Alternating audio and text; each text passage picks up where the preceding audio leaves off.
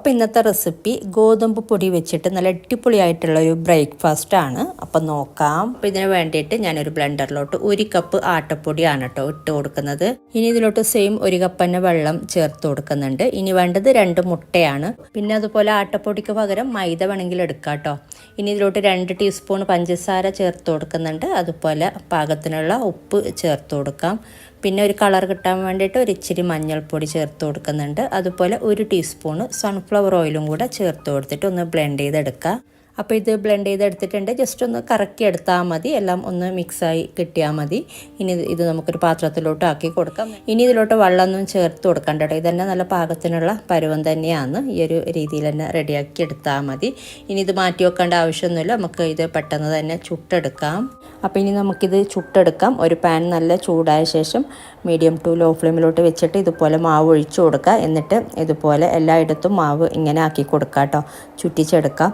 ഇനി ഇത് മുകൾ ഭാഗം ചെറുതായിട്ടൊന്ന് കുക്കായി വരുമ്പോൾ തന്നെ നമ്മൾ തിരിച്ചിട്ട് കൊടുക്കുന്നുണ്ട്. കംപ്ലീറ്റ് വേവിക്കാൻ നിൽക്കണ്ട, മുകൾ ഭാഗം ചെറുതായിട്ടൊന്ന് തിരിച്ചിടാൻ പാകത്തിനൊന്ന് കുക്കായി കിട്ടിയാൽ മതി.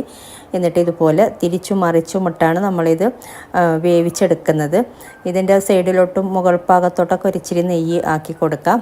എന്നിട്ട് നമ്മളിത് വീണ്ടും തിരിച്ചിട്ട് കൊടുത്തിട്ട് 2 സൈഡും ചെറുതായിട്ടൊന്ന് മൊരിച്ചെടുക്കുന്നുണ്ട്. ചെറിയ രീതിയിൽ ഒരു ലൈറ്റ് ബ്രൗൺ കളർ ആകുമ്പോഴാണ് നമ്മളിത് മാറ്റുന്നത്. നമ്മളിങ്ങനെ പ്രസ് ചെയ്തെടുക്കുമ്പോഴൊക്കെ ചെറുതായിട്ടിങ്ങനെ കുമിള പോലൊക്കെ വരുന്നുണ്ട്.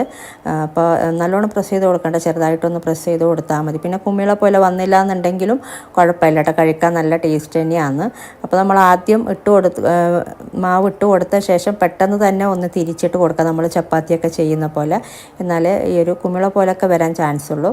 അപ്പോൾ എന്തായാലും നേരത്തെ പറഞ്ഞ പോലെ വന്നില്ല എന്നുണ്ടെങ്കിലും കുഴപ്പമില്ല കേട്ടോ. ഇതിപ്പോൾ ആയിട്ടുണ്ട്, ഇത് നമുക്ക് മാറ്റാം. അപ്പോൾ ഇതുപോലെ ഓരോന്നും ചുട്ടെടുക്കാം. നല്ല ടേസ്റ്റാണ് ഈ ഒരു ദോശ. ഉണ്ടാക്കിയെടുക്കാനും എളുപ്പമാണ് കേട്ടോ. നമ്മൾ തിരിച്ചും മറിച്ചും ഇട്ട് ഒന്ന് വേവിച്ചെടുക്കുന്ന പരിപാടിയേ ഉള്ളൂ, മാവൊക്കെ ഒന്ന് കലക്കിയെടുത്തിട്ട്. അപ്പോൾ ഇത്രയേ ഉള്ളൂ കേട്ടോ ഈ ഒരു ദോശ. അപ്പോൾ ഇതുപോലെ ഓരോന്നും ചുട്ടെടുത്താൽ മതി. ചൂടോടെ കഴിക്കുന്നെങ്കിൽ ഒന്നും കൂടെ ടേസ്റ്റ് കൂടുതലാണ്. ഇനിയിപ്പോൾ ചൂടാറിയാലും കുഴപ്പമില്ല, നല്ല ടേസ്റ്റ് തന്നെയാണ് കഴിക്കാനായിട്ട്. അപ്പോൾ ഈ ഒരു രീതിയിൽ തന്നെ ഇതുപോലെ തിരിച്ചും മറിച്ചും ഇട്ട് ഒന്ന് നമ്മൾ ആദ്യം മാവ് ഇട്ട് കൊടുക്കുന്ന സമയത്ത് ഫ്ലെയിം കുറച്ചാൽ മതി, പിന്നെ ഫ്ലെയിം കൂട്ടി കൊടുക്കുക. അപ്പോൾ ഈ ഒരു രീതിയിൽ ഓരോന്നും ചുട്ടെടുക്കാം കേട്ടോ.